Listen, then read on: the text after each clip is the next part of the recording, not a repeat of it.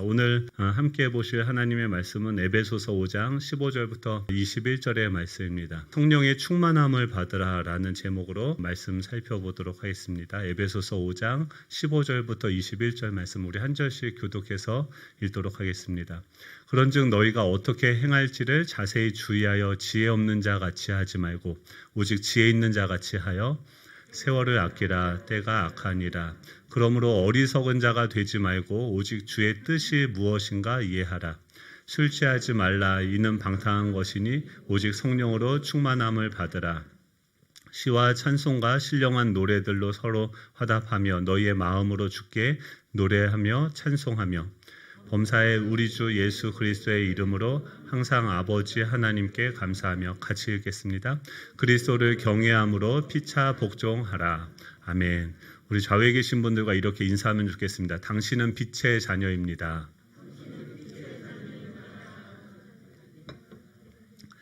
네, 저희들이 계속해서 에베소서의 말씀을 살펴보고 있습니다. 사도 바울의 인생을 살펴보면 의문투성이었습니다.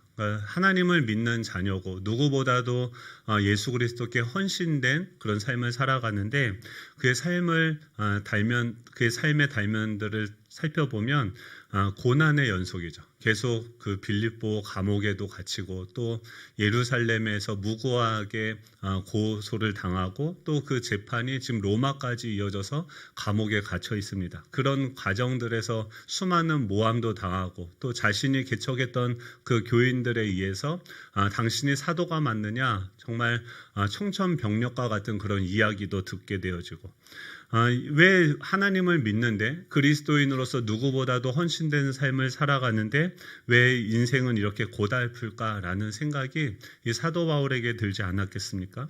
어떻게 말하면 명백한 타자를 위한 삶을 살아감에도 불구하고 끊임없는 그 고난들, 아픔들 그것에 대한 해석이 필요했습니다. 그것을 질문했겠죠. 그리고 자신의 인생 말년에 자신의 평생을 나의 인생이란 무엇인가? 인간이 하나님을 믿는 그리스도인들이 이 땅에 보내져서 살아간다라는 것은 과연 우리에게 어떤 의미를 주는가? 이 인생 전체를 소비하면서 사도 바울 자신이 깨달은 바를 기록해 놓은 것이 바로 에베소서의 말씀입니다.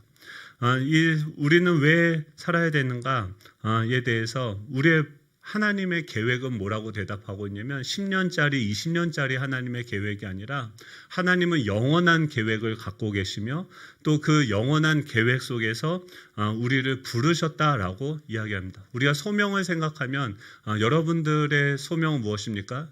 여러분들을 하나님께서 부르신 그 목적은 무엇입니까? 우리가 소명하면은 저는 목사로 부르심을 받았고 또 어떤 분은 사업가로 직장인으로 여러 가지 그 직업적인 소명을 생각을 하는데 성경에서는 이 직업적인 소명은 부차적인 것이고 공통된 우리 모두에게 우리를 부르신 하나님의 목적이 있다, 부르심의 목적이 있다라고 이야기를 하고 있는 것이죠. 그것은 바로 무엇입니까?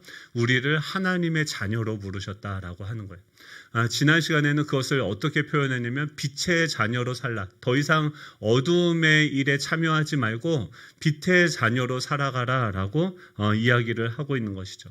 하나님의 계획은 무엇입니까? 이 하나님의 나라를 창조하시고 인격을 가진 그 존재로서 선악과를 가지고 자신이 선택하고 그 선택에 대해서 올바른 선택을 할 수 있는 그 기준들을 배우고 또 그 선택에 대해서 책임을 질 수 있는 또 하나님을 닮아서 하나님의 성품에 맞게 이 세상을 다스리고 섬기고 경영할 수 있는 하나님 나라의 백성들을 만드는 일들을 하고 계시는 거죠.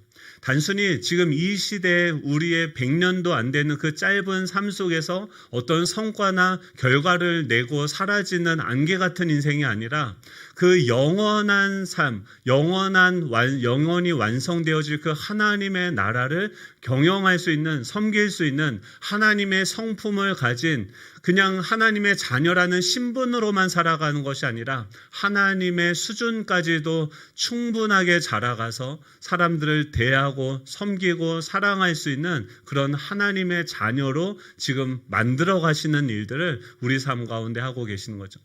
이 사도 바울이 자신에게 주어진 이 고난은 어떤 의미인가? 나에게 왜 이런 어려움들이 있는가라는 것을 질문했을 때 사도 바울은 자신의 인생의 방향과 끝이 무엇을 향하고 있는지를 분명하게 알 수 있었습니다.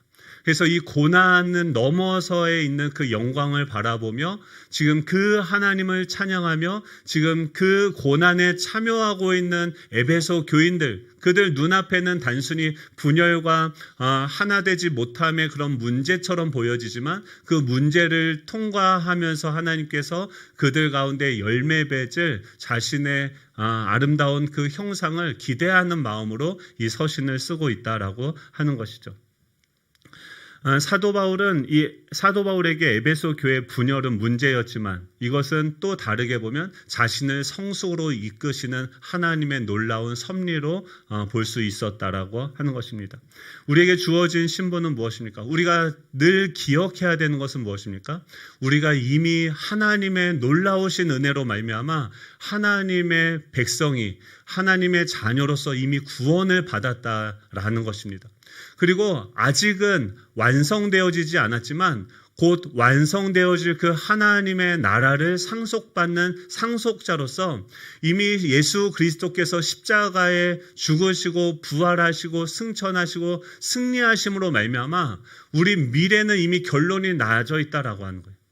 그렇기 때문에 그 장래의 관점에서 현재를 은혜의 관점으로 볼 수 있는 그런 자유와 그 시각이 우리에게 존재하고 있다라고 하는 것이죠. 그렇기 때문에 그곳으로 아직 완성되어지지 않았지만 하나님께서 완성하실 그 형상이 되어지는 과정 가운데서 있는 것이 우리의 삶이라고 하는 것이죠. 마치 축구 경기의 결과를 승부를 우리가 점수로 몇 대 몇으로 이긴 것을 알고 축구 경기를 보는 것처럼 우리의 지금 눈앞에 있는 이 참혹한 어려운 그 현실들도 이 장래의 은혜의 근거에서 지금도 살펴보며 여전히 감사하고 찬양할 수 있는 그 능력과 자유가 우리에게 있는 줄로 믿습니다. 오늘 질문은 그거예요. 이제 그렇다고 한다면 우리가 하나님께서 우리를 당신의 자녀로 부르셨는데 어떻게 하면 우리가 하나님의 자녀로 살아갈 수 있는가? 다르게 얘기하면 우리가 어떻게 하면 어둠의 자녀에서 우리의 삶이 변화되어질 수 있는가, 사람이 어떻게 하면 변화되어질 수 있는가에 대해서 오늘 이야기하고 있다라고 하는 것이죠. 이 부정적이고 절망적인 현실에 함몰되어지는 삶이 아니라 이 사망을 당한 자들, 마른 뼈들이 널브러져 있는 그 현실 한복판에서 어떻게 하면 이 생명의 그 가운데서 내가 살아나서 그들에게 이 사방에서 생기가 불어와 살게 하라, 이 하나님의 그 부활의 생명이 어떻게 하면 우리가 참여할 수 있는가, 그 방법에 대해서 이야기하고 있습니다. 오늘 질문의 결론은 어떻게 사람은 변화되는가, 어떻게 하면 우리가 하나님의 자녀로 살아갈 수 있는가에 대해서 결론부터 말씀을 드리면 오직 성령의 충만함을 받아야 된다라는 결론을 성경이 이야기하고 있다는 것을 말씀드립니다. 그렇다고 하면 어떻게 우리의 삶이, 우리의 인생이 성령으로 충만해질 수 있는가를 한번 같이 살펴보기를 원합니다. 첫 번째는요, 15절이죠. 우리 15절 같이 한번 읽어보도록 하겠습니다. 15절입니다. 그런즉 너희가 어떻게 행할지를 자세히 주의하여 지혜 없는 자 같이 하지 말고 오직 지혜 있는 자 같이 하여 라고 얘기합니다. 지금 너희가 어떻게 행할지를 자세히 주의하여 보라. 그래서 지혜 없는 사람처럼 살지 말고 지혜 있는 자로 살라라고 이야기합니다. 이것은 뭐냐면 이 어떻게 행동할 것인지 여러분들의 삶을 지금 여기서 자세히 주의하라. 주의하라가 뭐냐면 헬라어로 블레포입니다. 1부 때도 물어봤는데 우리 전도사님이 요새 헬라어를 배우거든요. 블레포가 무슨 뜻입니까? 별로 반응이 없네요. 그러니까 블레포, 저희가 헬라어 배울 때 가장 많이 등장하는 핵심 단어, 외워야 되는 단어 중에 하나가 뭐냐면 블레포보다. 지금도 블레포보다.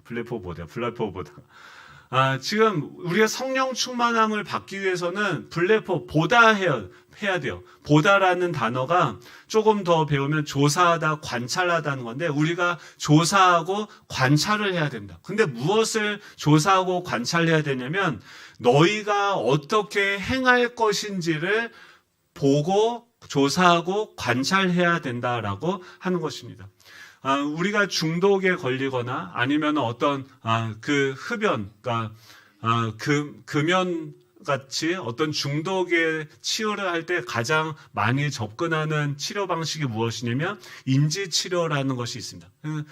상담학에서 가장 많이 사람들, 그러니까 우울증이라든지 그 마음의 치료를 할 때도 정신 문제에 대한 치료를 할 때도 이 인지 행동 방식으로 접근을 해서 인지 치료를 하게 되어집니다. 가장 효과적이고 가장 많은 변화를 일으키는 치유 방법이 무엇이냐면 인지행동 치료라고 하는 것이죠. 이것을 창시한 사람이 이 아론 티 백이라고 하는 사람인데 뭐라고 얘기하냐면 우리의 감정과 행동은 우리가 늘상 그냥 아무 생각 없이 경험하게 되어진 우리의 감정이나 이 행동은 객관적인 현실보다는 주관적으로 구성된 현실에 의해서 결정이 되어진다라고 이야기를 합니다. 즉 우리의 감정과 이 행동을 결정하는 것은 객관적인 현실, 어떤 진리, 옳고 그름에 의해서 우리의 감정과 행동이 결정되어지는 것이 아니라 주관적으로 구성된 현실에 의해서 결정이 된다라고 하는 것입니다. 예를 들면 우리가 슬픔이라는 감정을 갖게 되어질 때 그 슬픔이라는 감정을 갖게 된 결과 이면에 우리가 갖고 있는 생각을 살펴보면 나는 사랑받을 만한 존재가 아니야라는 생각이 그 사람을 슬픔이란 감정을 갖게 하는 거죠. 시험에 떨어지면 인생을 망친 거다라는 그 신념이, 그 믿음이 그 사람에게 불안함이라는 감정을 일으키게 된다는 거죠. 다른 사람은 믿을 수 없다라는 그 생각이 그 사람이 의심하고 경계하는 행동을 만들게 되어진다라고 하는 것입니다. 즉 우리가 날마다 일상적으로 행동하고 있는 그 행동과 우리가 갖고 있는 그 나타내는 그 감정 이면에는 어떤 생각이나 신념이 있고 그것은 객관적인 현실, 진리에 의한 것이 아니라 자신의 느낌이나 자신의 생각에 의해서 이 행동으로 열매 맺게 되어진다라고 하는 것이죠. 그림을 준비를 했는데요. 그림을 보시면 어떤 사건이 일어나게 되면 우리는 행동을 하게 됩니다. 그 사건에 대해서 반응하고 행동하게 되고 감정을 갖게 되어지는데 그 사건과 행동 가운데 뭐가 있냐면 그 사건에 대한 나의 생각, 나의 해석, 나의 의미가 나타나게 되어진다는 거죠. 예를 들면 만약에 6시에 약속을 했어요. 그런데 늦을까 봐 지금 부랴부랴 준비해가지고 막 차를 몰고 막 가고 있는데 이제 거의 다 도착을 했어요. 3분 남았어요. 그런데 갑자기 문자가 띄고 오는 거예요. 나 오늘 약속 못 지킴. 여러분 3분 남았는데 나 지금 막 열심히 부랴부랴 달려왔는데 그런 문자를 받으시면은 여러분들은 이 사건에 대해서 어떻게 반응을 하시겠습니까? 많은 사람들이 분노를 경험하고 전화해서 따지고 싶을 것입니다. 그렇죠? 아닙니까? 이게요. 그러니까 대부분 우리는 어떻게 하냐면 그런 사건이 생기면 분노를 경험하고 전화해서 따질 것이다라고 생각을 하는데 다른 반응을 보일 수도 있다는 거예요. 예를 들면 어떤 사람들은요 불안한 행동을 불안해합니다. 어떤 사람은 그 불안한 것은 뭐냐면 그 친구에 대해서 혹시 안 좋은 일이 생긴 건 아닌가라는 생각을 할 수 있다는 것이죠. 또 어떤 사람은 분노하는 것은 뭐냐면 그 사람이 나를 무시하는 것, 지금 3분 남았는데 지금 이딴 식으로 문자 하나로 약속을 깨 나를 무시해라는 그 생각을 하게 됐을 때 분노하는 행동을 우리가 나타낼 수 있는 것이죠. 또 어떤 사람은 다행이다라고 생각하는데 이건 진짜 좀 이해가 안 되죠. 근데 그 사람은 뭐냐면 내성적인 사람들, 그러니까 나도 귀찮았는데 잘 됐네, 돈 굳었다, 뭐 이렇게 생각하는 사람도 있습니까? 이거 모르겠어요. 그러니까 우리가 행동을 한다라고 하는 것은 그 이면에 어떤 우리가 생각하고 있는 생각과 어떤 신념이 자리 잡고 있다라고 하는 것이죠. 그렇기 때문에 우리의 삶이 변화되어지기 위해서 우리의 삶 가운데 성령으로 충만해진다는 것은 무엇입니까? 하나님의 성품과 하나님의 행동들이 우리의 삶에 나타나게 하기 위해서는 변화가 어디서부터 일어나야 되냐면 어떻게 행동할 것인가를 주위에서 조사하고 관찰해서 나의 행동을 결정하는 생각이 무엇인지를 우리가 들여다보아야 된다라고 하는 것입니다. 생각을 점검하는 자를 뭐라고 해요? 지혜 있는 자고, 지혜 없는 자는 무엇입니까? 아무 생각 없이 늘상 하던 대로 반응하는 것을 지혜 없는 자라고 이야기하면서 지금 사도 바울은 뭐라고 합니까? 지혜 있는 자와 같이 반응하라 라고 이야기하고 있는 것이죠.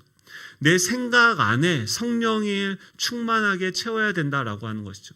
제가 이번 주에 그 청소년, 우리 드림틴즈 아이들 중에서도 이번에 목자로서 리더로 세워진 친구들하고 리더 모임을 가졌습니다. 지지난주에 했고, 지난주에 이제 두 번째 모임을 가졌는데, 지지난주에는 진로에 대해서 같이 이야기를 했고요. 그리고 마지막에 다음 주에는 어떤 주제로 할까라고 했더니 한 친구가 강하게 저는 연애를 하고 싶습니다. 그래서 여러분, 지금 이 친구가 학생이요? 중학생이요? 연애를 해도 됩니까? 안 됩니까?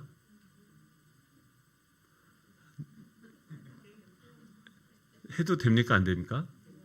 저는 연애를 해도 됩니까? 안 됩니까? 주여.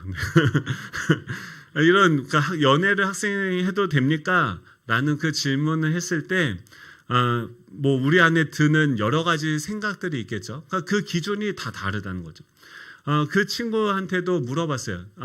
너는 그 친구는 지금 어떤 행동을 했어요? 나는 연애를 하고 싶어. 나는 연애를 하고 싶어서 계속해서 주변을 찾고 다니면서 말하는 게 난 연애하고 싶어, 연애하고 싶어, 연애하고 싶어, 연애하고 싶어. 라는 얘기를 하는 거죠. 그래서 물어봤어요. 먼저 너가 생각하는 연애는 뭐냐? 연애가 뭘까라고 물어봤어요. 여러분 그거 아십니까? 이 연애라는 개념이 이 동양에 우리나라에 들어온 게 19세기 이후라는 사실을 아십니까? 그 전에는 이 연애라는 단어가 우리나라에 들어온 게 뭐냐면은 서양의 러브라는 그 단어를 우리나라 말로 어떻게 번역을 할 수 있을 것인가를 고민하다가 만든 단어가 연애라는 단어예요. 그러면 그 연애라는 단어를 우리가 사용하기 전에는 이 사랑이라는 단어가 어떤 방식으로 충성이나 아니면 의리나 우정이나 뭐 여러 가지 단어들로 대치돼서 이 사랑이라는 단어가 사용이 되어졌겠죠. 근데 너는 그러면 연애를 어떻게 생각하느냐라고 물어봤죠. 왜냐하면 연애라고 생각하는 것도 각 사람에 따라서 그냥 단순히 이성과의 만나는 어떤 친밀한 교제를 얘기하는 것인지 아니면 스킨십을 얘기하는 것인지 이것도 각자의 기준이 다 다른 거죠.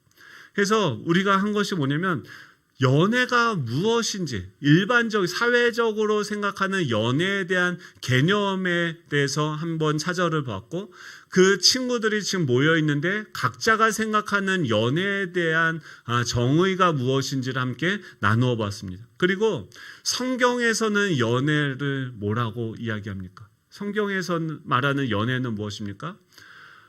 사랑은 오래 참고 온유하고 누군가를 화내지 않고 누군가를 위해서 자신을 내어주고 헌신하는 것이 성경에서는 뭐라고 얘기합니까? 사랑이라고 하는 거죠.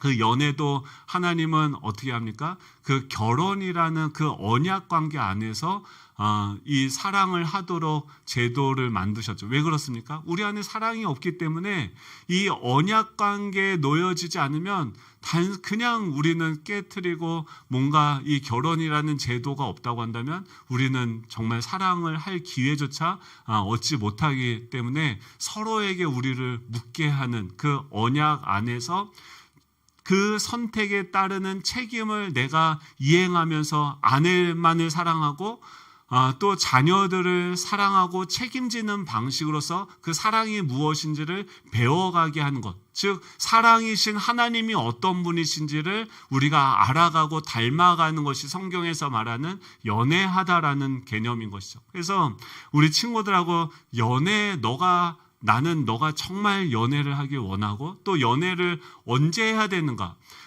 연애를 누구랑 해야 되는가, 연애를 어떻게 해야 되는가, 이런 것들에 대해서 우리가 생각을 하고 무엇이 어떤 것이 가장 왜냐하면 연애가 너무 중요하죠. 우리가 하는 인생사에서 선택하는 것 중에 가장 큰 우리에게 큰 영향력을 미치는 선택이 무엇입니까? 바로 이 결혼이나 연애죠.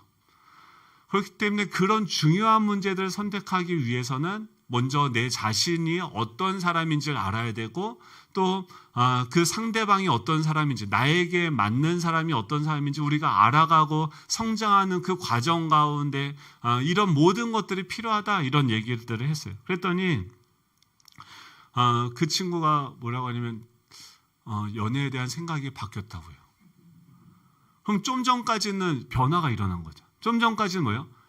그냥 무작정 나는 근데 그 친구가 얘기하는 것은 뭔가 친밀감과 누군가가 나를 사랑한다라는 그 감정을 느끼고 싶은 것인데 그것을 이루어가는 방식을 연애라는 방법으로서 채우려고 했던 것이죠.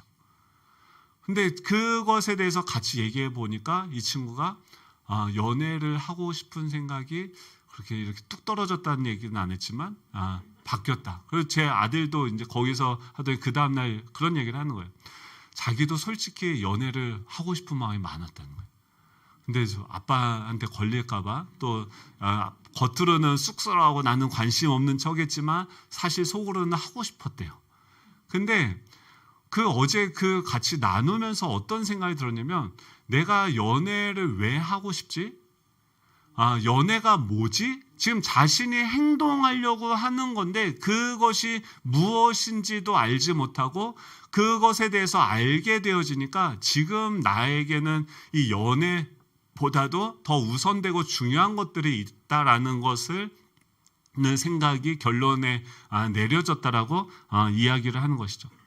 지금 왜 이런 얘기를 하냐면 우리는 그냥 지혜 없는 자처럼 그냥 아무 생각 없이 내가 어떤 행동을 하기 위해서 그것을 어떻게 행할 것인지 주위에서 그것을 살펴보거나 생각해 보지 않은 채로 그냥 세상 사람들이 하니까 아니면 다른 사람들이 이렇게 하니까 그냥 우리는 그렇게 따라가는 거죠. 중독도 이 금연치료도 어떻게 합니까? 그냥 담배를 피면은 그 사람들이 믿고 있는 신념이 있는 거죠. 이 담배를 피면 내가 좀 살 수 있어. 내가 그래도 이 답답한 현실에서 나를 피난처처럼 나에게 도움을 줄 거야 라는 것을 믿는 거죠. 담배를 믿는 거죠. 근데 그 인지치료로 중독치료를 어떻게 하냐면 담배가 무엇인지에 대해서 정확하게 정보를 소개해 줍니다. 저는 해부학을 배웠기 때문에 이 담배를 핀 사람의 폐와 뇌의 단면과 담배를 안 핀 사람의 폐와 뇌의 단면을 보았습니다. 너무 달라요. 한쪽은 완전히 검었고 한쪽은 완전히 하얗죠. 근데 그것을 우리가 우리의 속을 그렇게 만드는데 그것에 대해서 비싼 돈을 지불하면서 그것을 계속 그냥 습관적으로 행하는 그런 모든 행동들 이면에 있는 나의 믿음과 신념을 돌아볼 때 우리는 우리 생각 가운데 새로운 것들을 채워질 수 있는 공간을 만들 수 있다라고 하는 것이죠. 거기서부터 변화는 시작이 되어집니다. 두 번째로 이 성령 충만하기 위해서 우리가 변화되어지기 위해서 해야 되는 것은 무엇이냐면 16절 17절입니다. 같이 읽어보도록 하겠습니다. 세월을 아끼라 때가 악하니라. 그러므로 어리석은 자가 되지 말고 오직 주의 뜻이 무엇인가 이해하라. 지금 먼저 그 생각을 나의 행동을 결정하는 그 생각을 점검해야 돼요. 그런데 그 생각을 점검하고 뭐가 옳다라고 생각한다고 해서 변화가 일어나지는 않습니다. 왜냐하면 그것은 생각만 변한 것이기 때문에 그렇죠. 그 변화된 생각이 변화된 삶으로 실행에까지 가기 위해서 우리가 해야 되는 것은 무엇이냐면 시간에 우리가 살아가는 그 시간에 재조정이 일어나야 된다라고 하는 것입니다. 여기서 세월을 아끼라라고 하는 것은 시간을 사라는 거예요. 시간을 구원하라, 시간을 건져내라라고 하는 것입니다. 어떻게 시간을 건져내고 시간을 살 수 있는가? 가장 우리에게 모든 사람에게 동등하게 주어지는 것이 무엇입니까? 시간이죠. 그래서 우리가 형벌을 줄 때도 시간을 빼앗는 방식으로 형벌을 주고 또 우리의 임금을 결정할 때도 그 시간을 빌려주고 그 시간의 대가로 우리가 시급을 받게 되어지는 것이죠. 그렇다고 한다면 우리가 일상적으로 살아가는 이 시간, 우리가 소비하고 있는 이 시간들을 어떻게 이것을 조정하는 것이 필요하다고 하는 거예요. 제가 처음에 이제 큐티를 안 하던 큐티를 처음 이제 제가 1대1 하면서 우리 그 1대1 양육자가 저한테 숙제를 내줬어요. 큐티를 이제 하려고 하니까 뭘 얘기하냐면 숙제가 뭐였냐면 일주일 동안 제 타임 스케줄을 다 적어 갖고 오라는 거예요. 그래서 30분 단위로 일주일 동안 내가 하고 싶은 시간이 아니라 지금 내가 이 나의 시간들을 어떤 것들에 대해서 사용하고 있는지 그것을 다 적어서 오라고 이야기하고 또 하루 우리 맨날 방학하면 맨날 하던 거 있지 않습니까? 동그랗게 그려서 맨날 뭐 몇 시부터 몇 시까지는 그러니까 나의 하루라는 24시간의 그 시간 동안 나는 어떤 것에 가장 많은 시간을 보내고 이 시간들을 어떻게 사용하고 있는지 이 가계부가 아니라 시계부를 적어서 가져오라고 이야기하는 것이죠. 여러분들의 시간은 지난 한 주간 또 하루간의 여러분의 시간은 어떤 것으로 채워지고 있습니까? 이 와이즈 앱이라고 하는 그 설문 단체에서 조사를 했는데 한국인 스마트폰 평균 사용 시간이 몇 시간인 줄 아십니까? 3시간이래요. 그러니까 한국인 성인들이 하루 24시간 중에 스마트폰을 사용하는 시간이 평균적으로 3시간 정도 된다고 합니다. 또 사람인에서 조사한 결과는 성인 남녀 5,267명을 대상으로 조사한 결과 10명 중에 4명이 스마트폰 중독이다라고 발표를 했습니다. 이 스마트폰을 잘 활용하면요, 시간을 줄일 수도 있고 생활의 편리함을 가져다주는 엄청난 제품인 것은 확실하죠. 근데 놀라운 거는 빌 게이츠 컴퓨터도 만들고 또 이런 PC를 만드는 사람인데 자기 자녀들한테 14살이 될 때까지 스마트폰을 안 사줬대요. 그리고 컴퓨터 파는 사람이 자기 자녀에게 컴퓨터를 하루에 45분까지만 사용할 수 있도록 시간을 걸어놨다고 하는 거죠. 또 워런 버핏 같은 경우도 10년 동안 스마트폰이 개발된 이후 10년 동안 폴더폰을 고수하면서 계속 사용했었는데 2020년에 처음으로 스마트폰을 샀다라고 이야기합니다. 왜 기자가 물어봤어요. 왜 그렇게 폴더폰을 사용합니까? 라고 하니까 사색과 이 생각하고 창의성에 써야 할 시간을 빼앗기기 싫어서 폴더폰을 쓴다라고 이야기를 했다는 거죠. 이 애플의 아이폰을 만드는 회사죠. 이 애플의 팀 쿡도 동성애자라 이 결혼을 하진 않습니다. 근데 자녀가 없죠. 근데 조카에게 스마트폰을 사용하는 것을 제한한다고요. 자기 자녀도 아니고 조카가 스마트폰을 못 쓰게 만들어요. 이 하마스라고 하는 페이스북의 부사장, 이 사람은 SNS를 만들고 운영하고 그걸로 수익을 창출하는 사람인데 자신의 자녀들에게 이 SNS 사용 금지령을 내렸다고요. 자기가 SNS 만드는 사람인데 그걸로 먹고 사는 사람인데 자녀한테는 페이스북, SNS를 못하게 했다는 거죠. 왜 그러냐면 이 페이스북 이용자는 자기들이 눈치채지 못하는 사이에 프로그램화 되어져서 조종을 당한다라고 이야기하는 거예요. 왜 그러냐면 우리가 페이스북을 하든 유튜브를 하든 여러분들이 쿠팡에서 뭔가 하나 산다고 검색을 하게 되어지면 그 검색한 여러분들의 키워드에 따라서 이 핸드폰은 조작이 되어져서 여러분들이 좋아하는 것들을 파악하고 그것들을 계속해서 공급해 주는 거죠. 광고면이 다 달라져요. 내가 엊그제 그 욕실 바닥 청소하는 빗자루를 검색했더니 광고에 다 빗자루가 떠요. 와, 그러니까 우리도 모르게 계속해서 우리의 시간을 뺏고 관심을 뺏으려고 하는 그 시간 도둑들이 우리를 삼키려고 다가오고 있다고 하는 것이죠. 시청률이나 지금 모든 방송사나 게임 업체나 다 심혈을 기울여서 고민하는 것이 연구하는 것이 무엇인가? 어떻게 하면 이 시청자들의 시청률을 높일 것인가? 그 말은 무엇입니까? 시청자들의 시간을 어떻게 자기들이 가져올 것인가를 고민하면서 그것을 자신의 이익으로 창출해 나간다라고 하는 것이죠.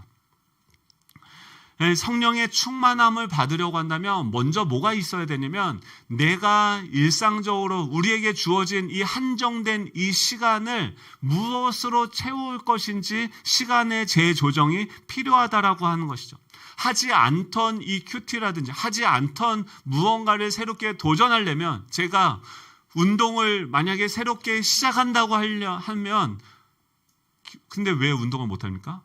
기존에 하던 거 그냥 다 그대로 하면서 새로운 뭔가를 할 수는 없다라는 것이죠. 왜냐하면 우리의 시간은 제한적이기 때문에. 그러면 이 운동이라는 것을 하기 위해서, 큐티라는 것을 하기 위해서 뭐가 필요하면 기존에 하던 것들 중에서 우선순위와 중요도를 살펴보고서 기존에 하고 있던 무언가를 하지 않아야지 새로운 무언가를 할 수 있다라고 하는 것입니다. 대부분 어디서 돌아갑니까? 우리의 생각 안에서 무언가를 생각하고 사고활동을 하지만 이것이 변화까지 이루어지지 못하는 것은 이 시간의 재조정이 이루어지지 않기 때문인 것이죠. 또 이 세월을 아끼기 위해서는 그래서 지금 이 설교 준비하다가 어떤 어플이 있어요. 그건 뭐냐면 넌 얼마나 쓰니라는 어플이에요. 이 어플은 뭐냐면 내가 스마트폰을 시간을 정해 놓을 수도 있고요. 그 어플을 쓰면은 내가 어떤 어플에 몇 분, 몇 초를 사용했는지 이 시계부가 나오는 거죠. 그래서 그런 것들을 가지고서 내 삶에 나도 모르게 소비되어지는 그 시간들을 다시금 되찾아오고 이것을 올바르게 사용할 수 있다는 거죠. 두 번째로 세월을 아끼기 위해서 무엇입니까? 하나님의 뜻이 무엇인지를 이해해야 돼요. 여러분, 수요 더드림 성령 집회 오고 가고 하는 한 3시간 될 거예요. 여러분, 일주일 가운데 그 3시간을 어떻게 해서든 다른 거 하시던 것들을 빼셔서 그 시간을 투자하시길 축복합니다. 왜냐하면 우리가 하나님이 지금 우리의 삶의 인도자가 되시고 주관자가 되셔서 지금 일하고 계시다고 한다면 그 하나님이 뭘 기뻐하고 뭘 싫어하시는지 주의 뜻이 무엇인지를 우리가 분별하고 이해하면 수많은 그 실패와 또 헤매는 그 과정들을 우리가 경험하지 않을 수 있다는 것. 시간을 비축할 수 있다라고 하는 것이죠. 지혜롭게 사용할 수 있다는 것이죠. 하나님의 뜻이 무엇인지 이해할 때 시간의 재조정을 하고 하나님의 뜻이 무엇인지를 우리가 명확하게 이해되면 성경 전체를 통해서 하나님이 이미 말씀해 주셨죠. 어떤 것을 기뻐하고 무엇을 싫어하시는지 다 알려주셨는데 그것을 우리가 알게 되면 순간순간 수많은 선택 가운데 엄청나게 시간을 절약할 수 있는 지혜가 그 안에 있다라고 하는 것이죠.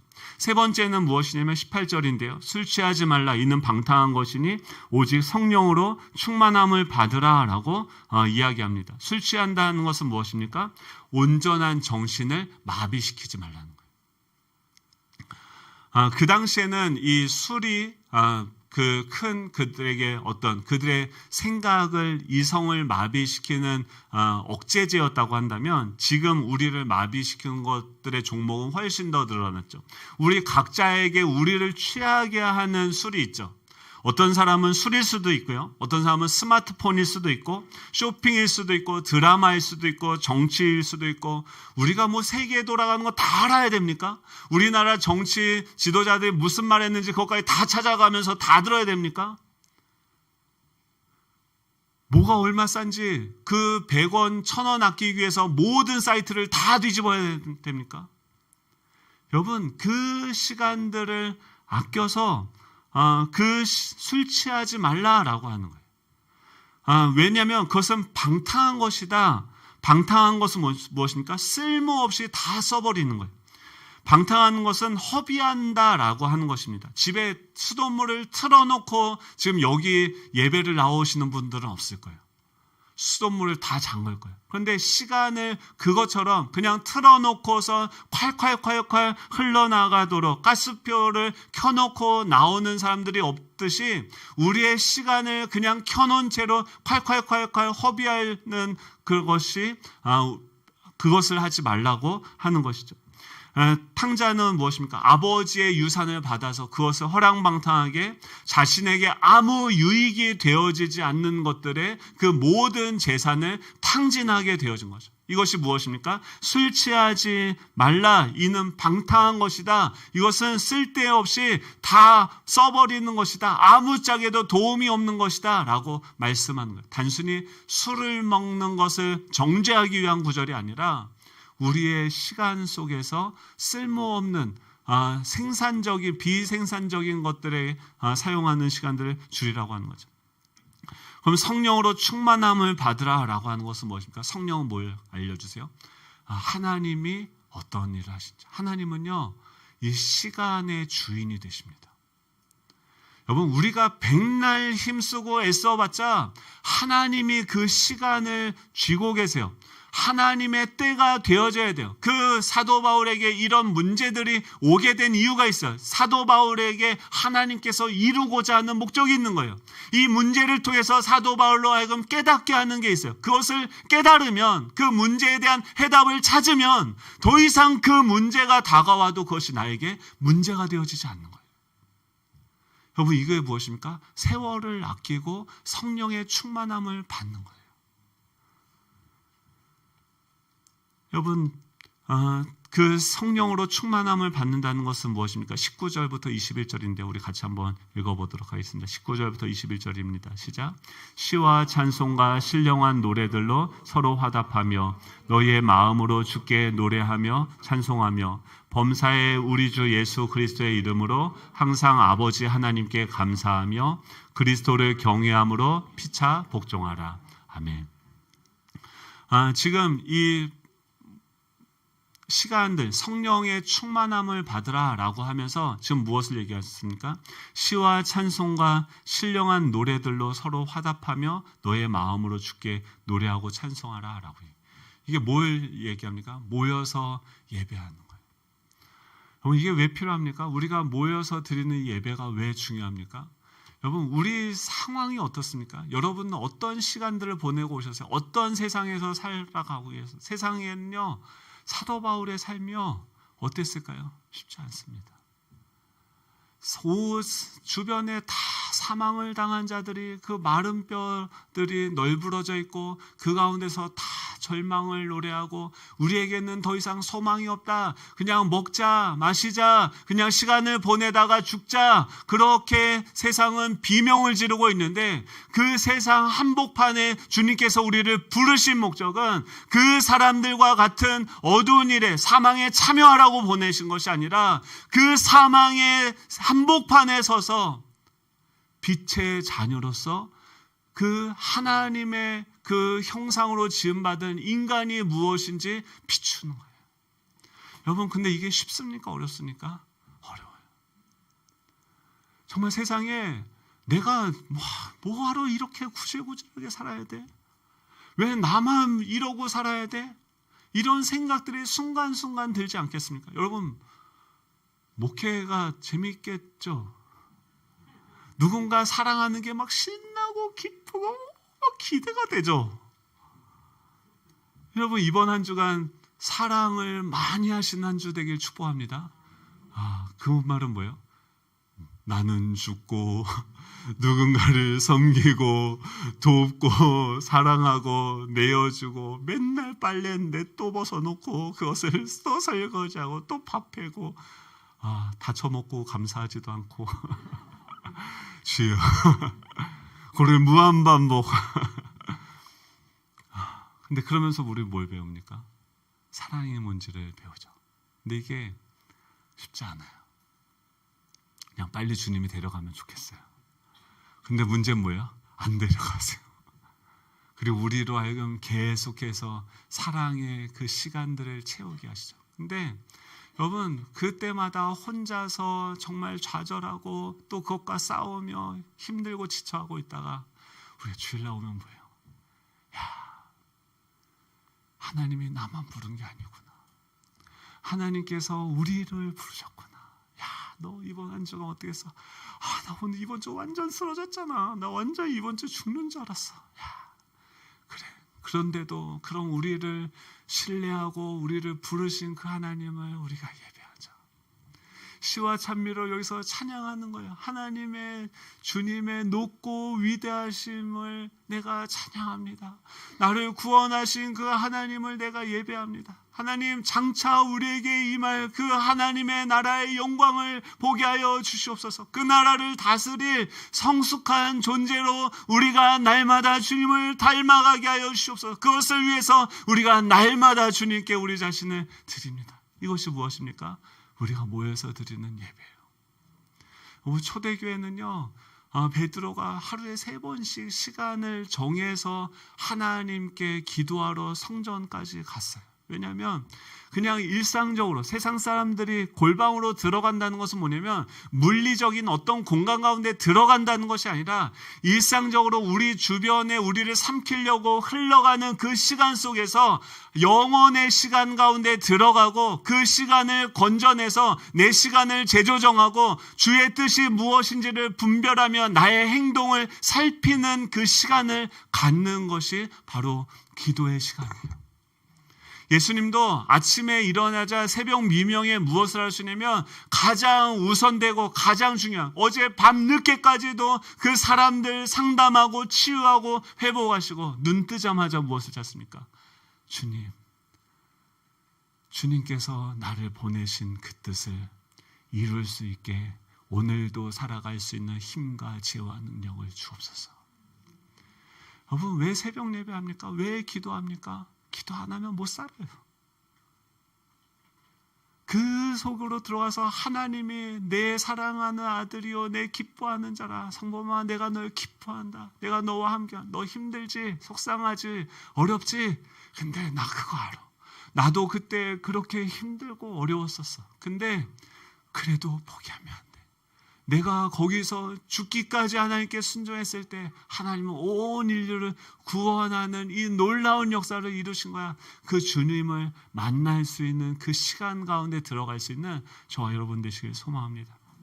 20절에 뭐라고 하냐면 범사에 감사하는 거예요. 지금 나는 왜 이런 일이 나한테 오는가? 왜 이렇게 어려운 이 문제를 넘었는데, 왜 산을 넘었는데 또 고난이 있고 또 어려움이 있는가? 근데 범사에 감사하는 걸 찾는 거예요.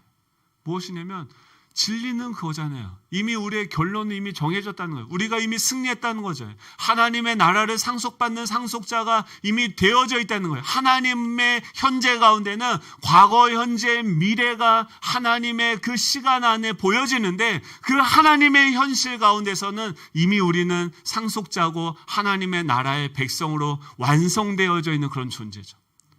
그 시간을 향해서 지금 나아가고 있는 것을 믿음으로써 반응하는 것이 무엇입니까? 감사죠. 마지막으로 무엇입니까? 그리스도를 경외함으로 피차 복종하라. 어제 저희 차량팀, 안내팀, 또 주차봉사팀 같이 모여서 식사했어요. 추워 죽겠는데 맨날 나가서 비 오는데 눈을 맞으면서 여름에 떼약볕에서 주차 봉사하시는 분들은 무슨 죄가 있어서 그죠? 맨날 화장실 청소하시고 식당 봉사하시고 안내하시고 보이지 않게 섬기시는 그 손길들이 있죠. 거기 가서 주차봉 날르면요, 여러분 광고를 좀 해달래요. 들어오실 때 좌회전해서 들어오잖아요. 비상등을 좀 켜달래요. 우리 교회 차인지 누구 차인지 몰라서 실컷 인도하는데 절로 휙 가는 거예요. 그래서 비상등을 켜면 이거 예수와 저와 함께 오시는 분이구나 하고선 이제 안내를 해주는 거죠. 근데 한 가지 더 요청하는 거 뭐냐면 창문을 좀 내려달라는 요청입니다. 왜냐면 창문을 안 내리면 그 안내자의 인도를 들을 수가 없어요. 그러니까 밖에서 보면 주차 안내하면서 고래고래 소리 질리는 것처럼 보여요. 왜 저분은 저렇게 성품이 저래? 왜 저렇게 소리를 질러? 뭐 화가 났나? 뭐 아내랑 싸웠나? 이게 아니라요, 여러분. 차 안에 창문을 닫으면 안 들려요. 근데 그 자리에서 그것을 하면서 이런 오해를 받고 또 추움과 싸우면서 그 시간들을 보내는 그 현장의 봉사의 자리에 내가 갔을 때 그 현장에서 그 봉사의 일을 해봐야지만 느끼고 경험하는 게 있죠. 무엇입니까? 바로 저와 여러분들의 삶 가운데서 지금까지 우리가 창문 다 닫아놓고 안 듣고 듣지도 않고 어디로 가는지 알려주지도 않으면서 운전하고 있을 때 계속 방향등을 드시면서 우리를 인도하셨던 그 주님이 내 삶 가운데 있었구나. 이것을 깨닫는 것이죠. 여러분, 말씀을 정리합니다. 우리 성령의 충만함을 받기 위해서는 무엇을 해야 됩니까? 우리의 삶이 변화되어지기 위해서 무엇을 합니까? 우리의 행동을 결정하는 그 이면의 생각과 그 감정을 우리가 자세히 살펴보아야 돼요. 그리고 두 번째 무엇입니까? 우리의 시간의 재조정이 이루어져야 됩니다. 하나님이 기뻐하시는 뜻이 무엇인지 우리가 분별하고 그것을 선택할 수 있어야 돼요. 그리고 어떻게 해야 됩니까? 술 취하지 말고 그냥 내 이성과 내 시간들을 다 마비시키는 그것에 내 자신을 내어주는 것이 아니라 성령의 충만함을 받는 것, 하나님을 예배하고 그 하나님이 지금 이곳에서 어떤 일을 하고 계실까요? 우리를 사랑하시고 섬기시고 지금도 봉사팀이 맛있는 음식을 준비하고 또 누군가는 또 이런 것들을 준비하고 자신이 가진 걸 나누고 섬기고 하는 그 사랑의 자리, 그 봉사의 자리로 나아갈 때 우리 안에 중독과 이 죄의 모든 굴레들로부터 우리가 자유함을 받고 빛의 자녀로 살아갈 수 있게 되어지는 줄로 믿습니다. 주님은 어떤 일 하세요? 우리를 사람 만들고 계세요. 하나님의 자녀로서 우리를 거기에 걸맞는 존재로 우리를 만들어가고 계시는 줄로 믿습니다.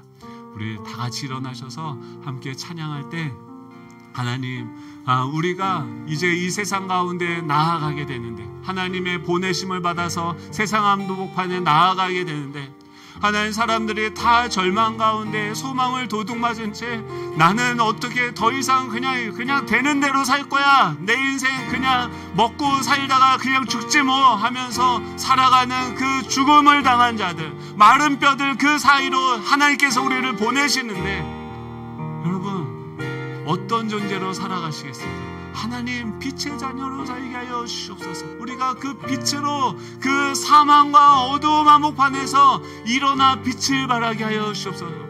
산기와 사방에서 불어와 이 죽음을 당한 자들에게 불어와 살게 하라. 그 하나님의 말씀을 대언하고 그들을 사랑으로 섬길 수 있는, 그래서 그들을 살리고 세우고 사랑할 수 있는 우리 되게 하여 주시옵소서. 우리 그런 마음으로 우리 하나님께 이 찬양을 올려 드리도록 하겠습니다. 나라와 권세와 영광과 능력이 영원토록